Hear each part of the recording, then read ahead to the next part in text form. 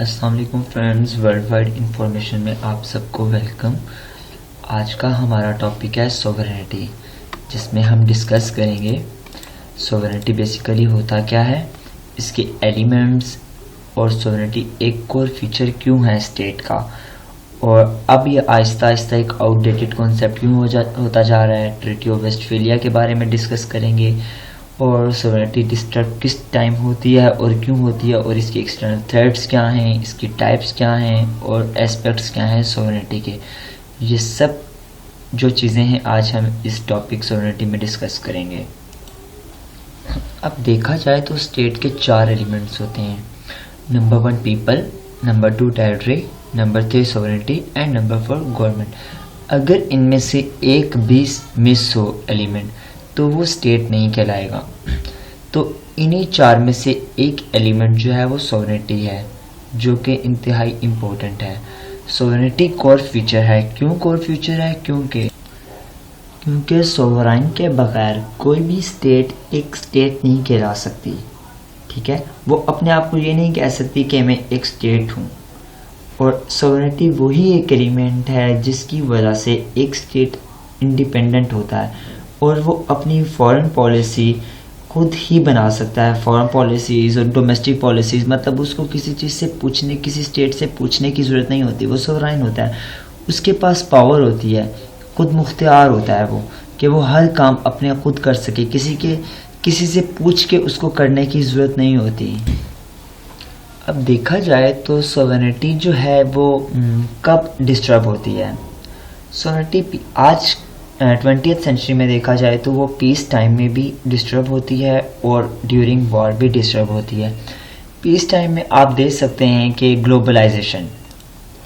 Globalised world है, interconnectedness बहुत ज़्यादा है, इंटरडिपेंडेंस है स्टेट्स के दरमियान आपस में बहुत ज़्यादा। उसके बाद ट्रेड का जो कॉन्सेप्ट राइज हुआ है, गुड एंड सर्विसेज, उसके बाद border free system, visa free system होने की वजह से एक किस्म का आप कह सकते हैं कि हम बॉर्डरलेस वर्ल्ड की तरफ भी जा रहे हैं।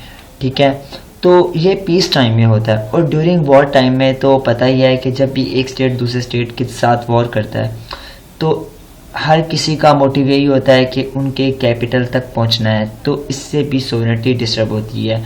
ये जो मैंने इमेज लगाई हुई है यहाँ पे, ये इमेज इसी चीज़ की है जब जर्मनी ने चेकोस्लोवाकिया पे अटैक किया था और इसको कैप्चर कर लिया था। तो ये वॉर टाइम में था कि एक स्टेट दूसरे स्टेट के अंदर इंटरवीन करता है और उसको अपने साथ मिलाने की कोशिश करता है।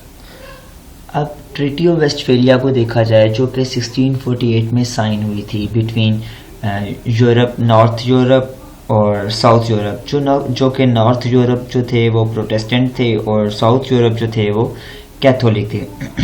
अब इसी ट्रीटी की बुनियाद पे मॉडर्न नेशन स्टेट सिस्टम का कॉन्सेप्ट भी राइज हुआ था, और ये वही ट्रीटी थी जिसमें जो सोवरेनिटी थी वो एक इम्पोर्टेंट एट्रीब्यूट था। और ये सोवरेनिटी से रिलेटेड फर्स्ट डॉक्यूमेंट भी आप इसको कह सकते हैं कि ट्रीटी ऑफ वेस्टफेलिया ही था।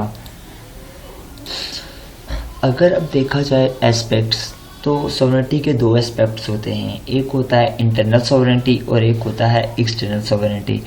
इंटरनल सोवरेनिटी में आप ये कह लें कि स्टेट के अंदर जितने भी ऑर्गन्स होते हैं, जिसमें लेजिस्लेचर भी आ जाती है, जुडिशरी भी आ जाती है, एग्जीक्यूटिव भी आ जाती है, ये डायरेक्ट क्रिटिसाइज़ नहीं कर सकते स्टेट के जो भी मैटर्स हैं स्टेट के, ये उनको डायरेक्ट क्रिटिसाइज़ नहीं कर सकते।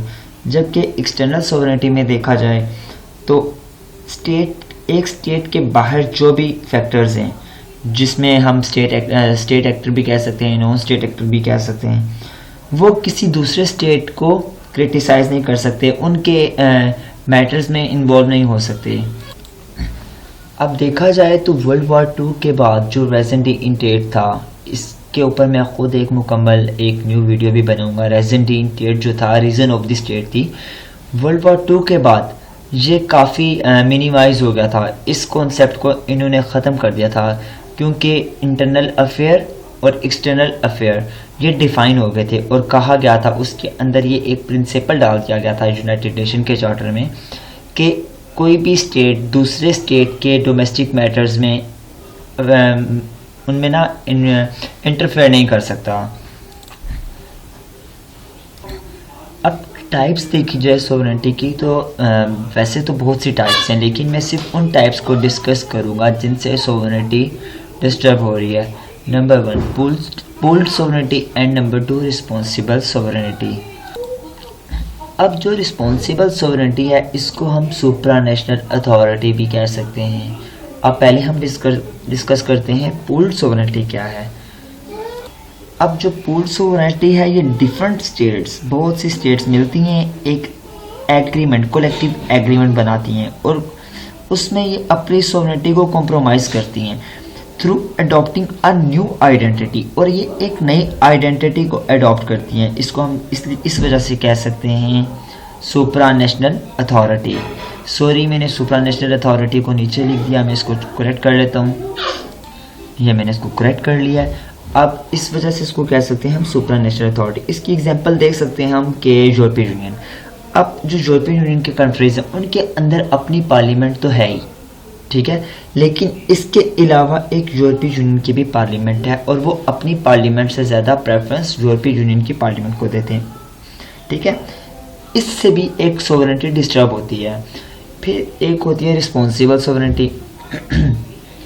अब रिस्पॉन्सिबल सोवरेनिटी में रिस्पॉन्सिबल से आपको याद होगा कि अगर कोई भी स्टेट है उसके अंदर ह्यूमन राइट वायलेशन हो रही है या उनके डोमेस्टिक जो मैटर्स हैं वो प्रॉपर नहीं हो रहे, तो क्या करती है गवर्नमेंट के ख़िलाफ़ जो अंदर एक्टर्स हैं, एक्टर्स तो नहीं कह सकते हम, लोग कह सकते हैं कि एक स्टेट, इसकी एग्जांपल आप ये ले लें कि स्टेट है वो अपने जो वहाँ पे लोगों को प्रॉपर राइट नहीं दे रही, ठीक है, और एक स्टेट के अंदर ह्यूमन राइट वायलेशन भी हो रही है, फिर तो जो सुपर पावर्स हैं वो रिस्पॉन्सिबल हैं, वो आती हैं उनके अंदर इंटरवीन कर लेती हैं, ठीक है। इसको रिस्पॉन्सिबल सोवरेनिटी कह सकते हैं। लेकिन स्टेट के अंदर जो लोग हैं वो भी खड़े हो जाते हैं कि भाई ऐसे नहीं होना चाहिए, ऐसे होना चाहिए, तो इसको भी हम रिस्पॉन्सिबल सोवरेनिटी कहते हैं। अब लास्ट हम देखते हैं थ्रेड्स क्या हैं, एक्सटर्नल थ्रेड। अब सोवरेनिटी के जो मेन थ्रेड्स हैं वो एक है international organisations, treaties, human right violations and globalisation. अब इंटरनेशनल ऑर्गेनाइजेशंस कैसे एक थ्रेड हैं? बेसिकली देखा जाए तो जो ऑर्गेनाइजेशंस हैं इसमें हर कंट्री जो है मेंबर होती है, हर स्टेट मेंबर होती है। जैसे कि यूनाइटेड नेशन को आप देखें तो अब उसमें 192 से 194 स्टेट्स जो हैं वो मेंबर हैं यूनाइटेड नेशन की। यूनाइटेड नेशन के चार्टर जो बना हुआ है उसको फॉलो करना इन स्टेट की जिम्मेदारी है। तो जब वो उसको मानेंगी, उनमें बहुत सी चीज़ें ऐसी होती हैं जो एक स्टेट को करनी चाहिए लेकिन वो उस वजह से नहीं कर सकता, तो एक तो इससे हमारी सोवरेनिटी डिस्टर्ब होती है। दूसरा देखा जाए ट्रीटीज़। अब ट्रीटीज़ में क्या है कि ये दो कंट्रीज़ या दो से ज़्यादा कंट्रीज़ आपस में एक एग्रीमेंट करती हैं, ठीक है, कि भाई हम जब भी ऐसे हालात होंगे तो हमने आपस में मिलके काम करना है, ये कह लें आप इसको, ठीक है। जैसे कि ग्लोबल वार्मिंग को रिड्यूस करने के लिए बहुत से स्टेट्स ने अपने साथ ट्रीटीज़ की हुई हैं एक दूसरे के साथ, ठीक है।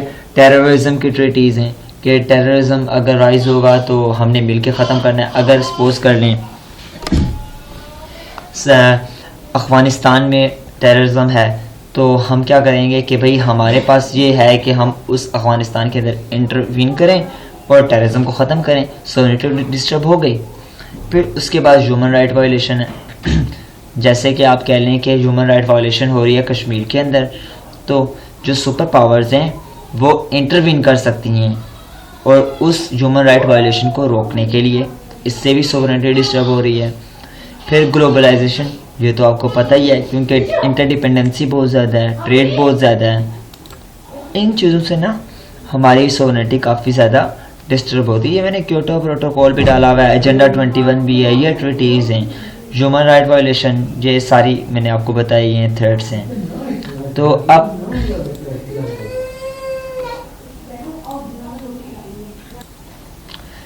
अब ये इस वजह से कहा जाता है कि जो सोवरेनिटी है कि वो काफ़ी ज़्यादा आउटडेटेड कॉन्सेप्ट हो गया है। थैंक यू, आपने इसको सुना, इसलिए आप इसको सब्सक्राइब भी कर लें, लाइक बटन को प्रेस करें और बेल को प्रेस करना मत भूलिएगा। Thank you for watching.